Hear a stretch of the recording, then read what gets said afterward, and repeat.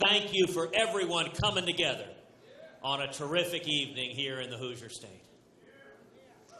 You know, tonight, Donald Trump is expected to have a good night.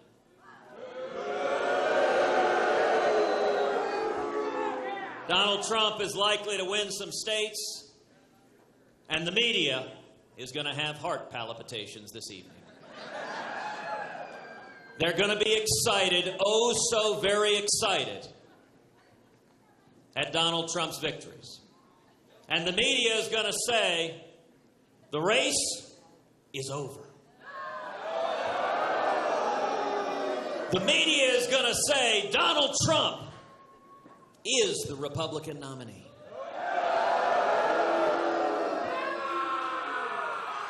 Now, if you find yourself wondering why the media is so eager to have Donald as the Republican nominee, you don't have to look any further than today's USA Today front page. 40% of GOP doubt they'd vote for Trump. 40%. Now, I want you to think for a second. The network executives, are they Democrats or are they Republicans? Every one of them are ready for Hillary. And Donald Trump is the one man on earth Hillary Clinton can beat in a general election. And so the media has told us, the candidates in this race, the Republican and Democrat, they're both going to be New York liberals. But I got good news for you. Tonight, this campaign moves back to more favorable terrain.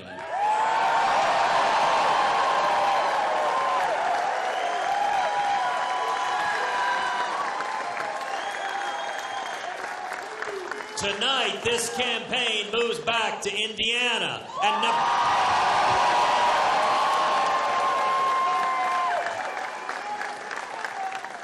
Nebraska and North Dakota and Montana and Washington and California.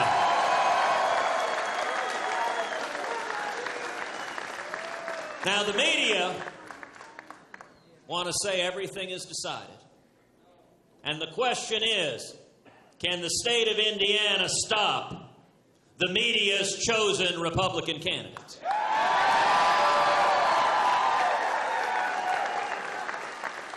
Well, as you all know, we're here on the Hickory basketball court. And Bruce, who travels with me, Bruce, I want to ask you something. Do you have a tape measure with you? Tell me something. How tall is that basketball rim? 10 feet. You know, the amazing thing is that basketball ring here in Indiana, it's the same height as it is in New York City and every other place in this country. And there is nothing that Hoosiers cannot do.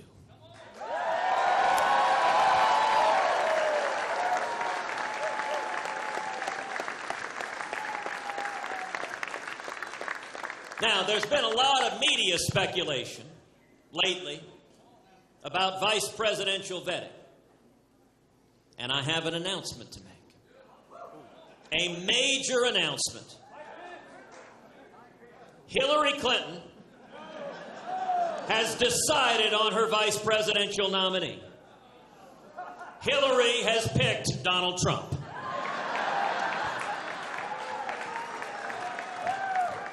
Now, it's important to note, Hillary had a very careful vetting process that went into this.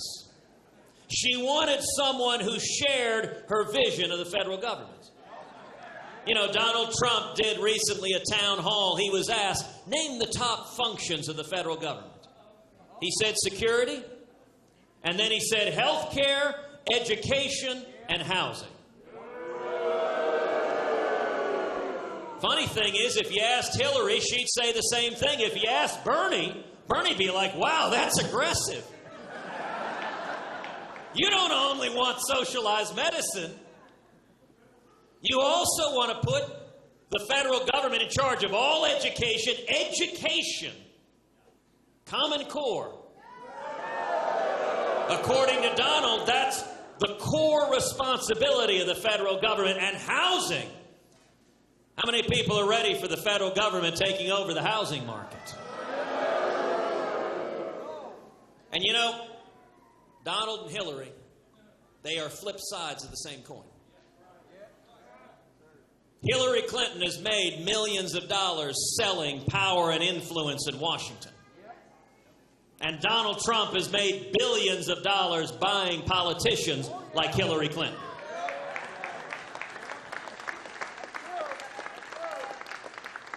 But some in the media might say, oh, come on, that's not fair. No, it's not reasonable to suggest that Donald Trump and Hillary Clinton could ever run as a ticket. I'm going to walk you through 13 policy issues where Donald and Hillary have the very same views. Let's start with the area of jobs. My number one priority is jobs, bringing back jobs and economic growth.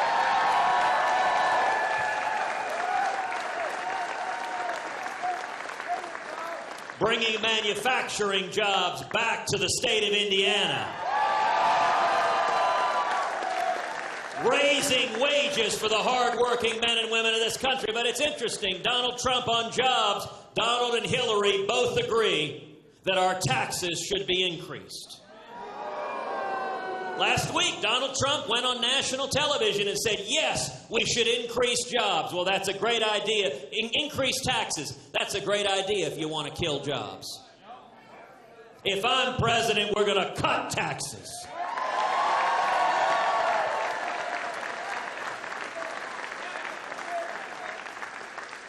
Second critical area under jobs, Donald and Hillary both support the Obamacare individual mandate. Both of them think it's a terrific idea. Now, if you care about jobs, you know that Obamacare is the biggest job killer in America. And as president, I will repeal every word of Obamacare.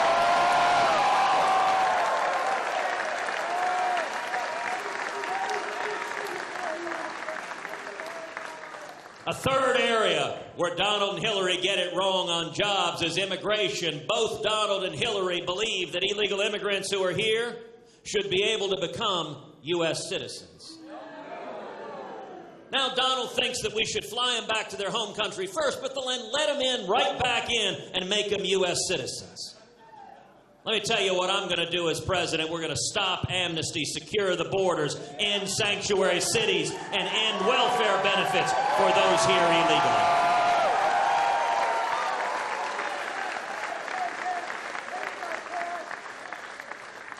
But let's talk about freedom, the fundamental freedoms of the Bill of Rights. Amen. Donald Trump and Hillary Clinton both support taxpayer funding for Planned Parenthood. Indeed, Donald Trump and Hillary Clinton both describe Planned Parenthood as terrific. As president, I will instruct the Department of Justice to open an investigation into Planned Parenthood.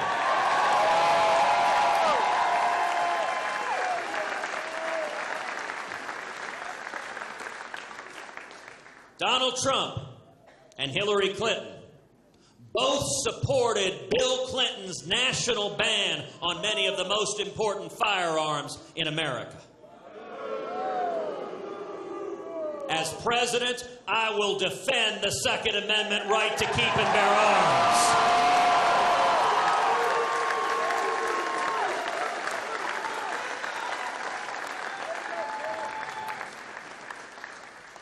Donald Trump and Hillary Clinton both believe we should negotiate with Harry Reid and Chuck Schumer and the Democrats on Supreme Court nominations. I give my word to the people of Indiana and the people of America that every justice I appoint to the court will be a principled constitutionalist.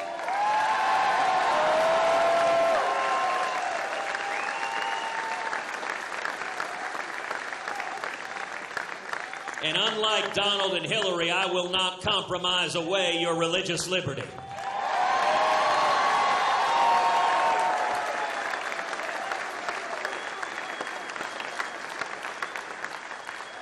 And Donald Trump and Hillary Clinton both agree that grown men should be allowed to use the little girl's restroom. Now let me say, it is just common sense. This isn't a matter of right or left or Democrat or Republican. This is basic common sense. That grown adult men, strangers, should not be alone in a bathroom with a little girl.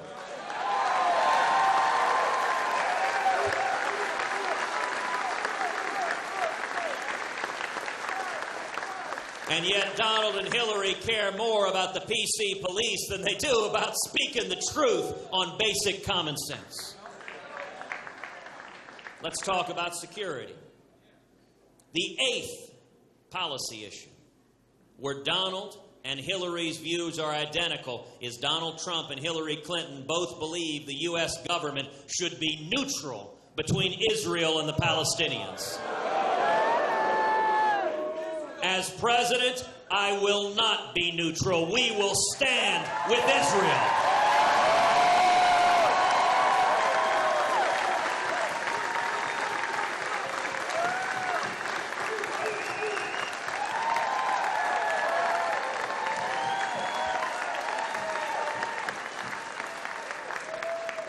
The ninth area they agree is Donald Trump and Hillary Clinton have both said they would keep this catastrophic Iranian nuclear deal in place.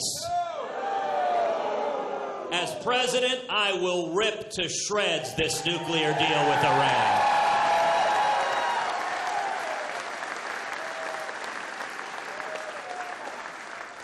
The 10th area of agreement, Donald Trump and Hillary Clinton both believe that Hillary Clinton was one of the greatest secretaries of state of all time. That's what Donald said. Why do you think he kept contributing to her? Why do you think Donald Trump gave money to Hillary Clinton's presidential campaign? And then let's talk more broadly about Washington corruption. You know, Donald Trump loves to style himself an outsider. And listen, when it comes to human decency, when it comes to politeness, when it comes to respect, he's right. You know, most people in Indiana are raised that you don't yell and scream and curse and insult everyone you see.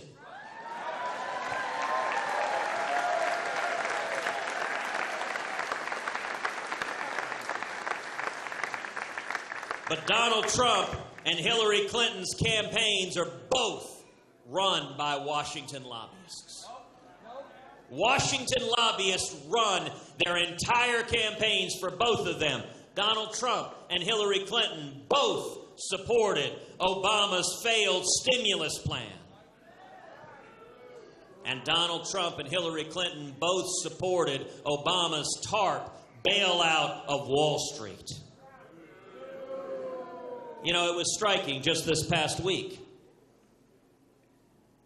Donald's lobbyist campaign manager was talking to the top officials of the Republican Party. And he said, Donald is just playing a role. He's just playing a part. He doesn't mean any of this. He doesn't believe any of this. He's going to change and pivot away from everything he's saying. Now, when that was first reported, the Trump campaign immediately tried to deny it. But the problem was they caught Trump's lobbyist campaign manager on tape. So they have him on tape saying Donald's just playing a role. And he'll be a completely different person. As Donald put it, he can be the most politically correct person on earth. We've had enough of having the most politically correct person on earth in the White House.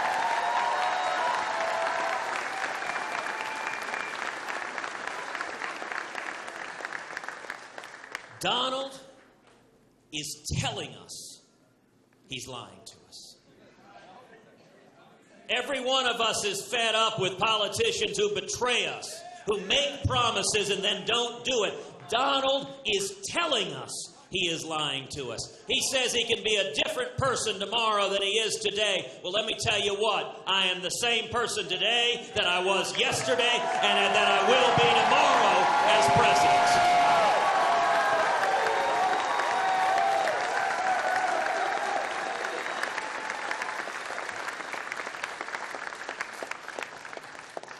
federal government, out-of-control taxes and regulations are killing jobs all across this country. The working men and women in this country, the men and women with calluses on your hands, are paying the price for Washington that isn't listening to us, that is captive to the Washington lobbyists like the Trump and Clinton campaigns.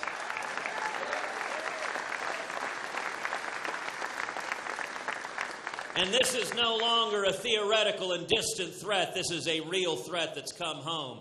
You know, in the great movie Hoosiers, there is a wonderful quote from that movie.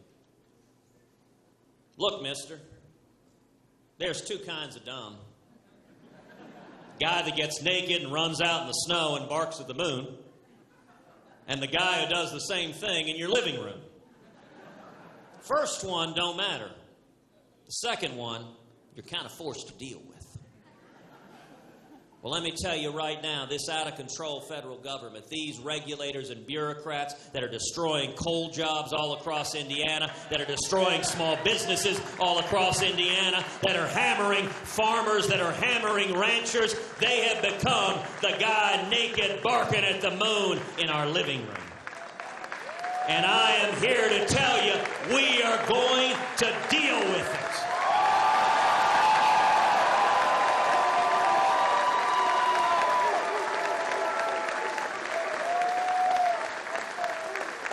This race is real simple.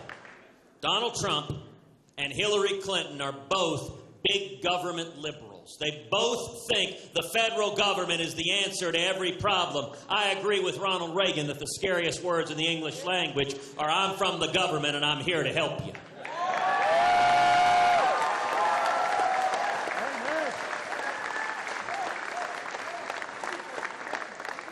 And I want to thank the people of Indiana,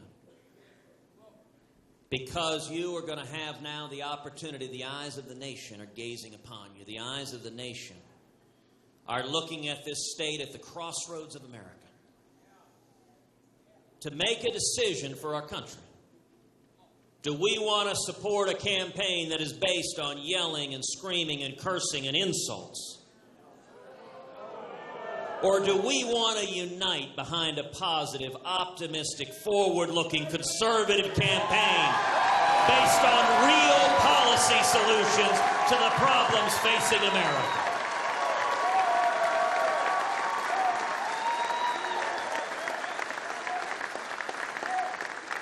This election is about jobs, it's about freedom, it is about security. And we need a president. Thank you, sir. You know, it's always nice that you have one Donald Trump supporter who comes in and disrupts. And I note that what he does is he wants to scream and yell and disrupt. Thank you, sir. See, one of the things that Mr. Trump doesn't understand is the First Amendment gives everyone the right to speak, but it doesn't give you the right to disrupt. It doesn't give you the right to try to silence others. It doesn't get... Hey, treat him with respect. Everyone keep your hands off of him. Everyone keep your hands off of him. Everyone keep your hands off of him. See, one difference, if this were a Trump rally, I would be encouraging people to punch him. Instead, I am encouraging people to treat him with respect, with civility. He's an American, and I can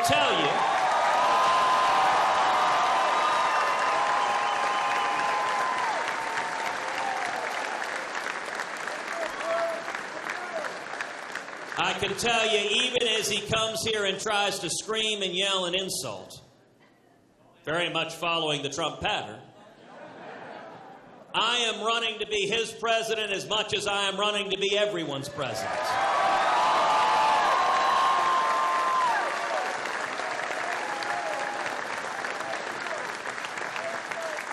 We are tired of a president who divides us, tired of a president who rips us apart. We need a president who unites us, who remembers who we are as Americans. Together, the people of Indiana are going to send a powerful signal to the media a powerful signal to the Washington establishment that the chosen candidates of Washington, the chosen candidates of big money and the lobbyists, they are not going to decide the Republican nominee. It is going to be we the people taking our country back and doing it together. Thank you, and God bless you.